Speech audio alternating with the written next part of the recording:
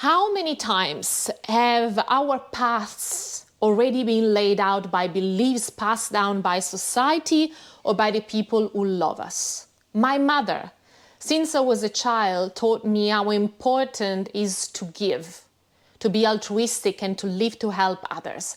I embraced this mindset for 30 years of my life. I build relationships, almost forcing them. I fill the silences with people who had nothing to say. I downplay myself to make others laugh. And I went above and beyond, but ended up losing myself along the way. At a certain point, I realized it was exhausting because the role I was playing wasn't mine. I was embodying my mother. And when you play a role for so long, it's difficult to re-establish your own identity. You find yourself disorientated, no longer knowing who you are or what you want.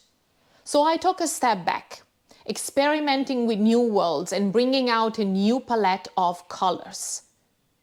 I began a new path of evolution, starting from scratch, looking within myself and trying to answer questions I still don't have an answer to.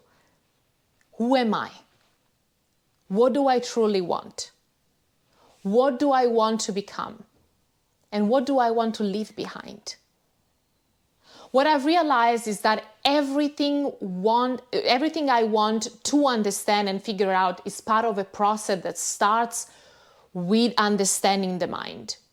I've also come to see that a lot of our experiences and struggles come from how we think, come from the mind. I know now that finding answer to those questions isn't about reaching a final result, but about recognizing that everything is constantly changing. It's as if I make discoveries, trace my steps and experiment again. Habits, beliefs, and preferences can be reshaped, let go of, and forgotten, and new ones can be learned. A clear example is reading a book. Have you ever gone back and reread a book you loved years ago? What did you discover when you reread it? Do you still like it? Maybe not as much. On the same page where you underline words that were important to you, today you would underline others because the value of things and life changes. On that same page, certain details stand out to you now that you didn't even notice in the previous reading because you changed the way you see the world around you. The same book leaves you with a completely different metaphor that it did in the first reading because you are never the same person.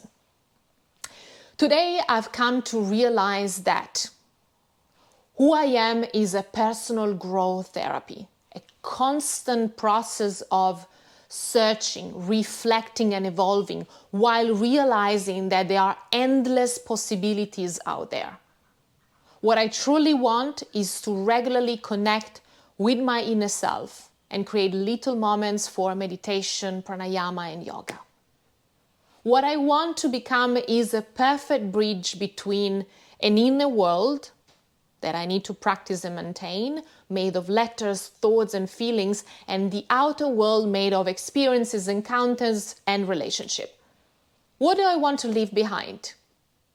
Well, my mother passed down an important value to me, to be altruistic. But what I've learned is that I can't truly give it to others unless I give it to myself first. When I practice self-love, learning to love myself unconditionally, stretching my personal growth, and strengthening my belief system, I become stronger and more aware. By doing so, I raise my frequency. And as a result, I will always attract the perfect reflection of that unconditional love.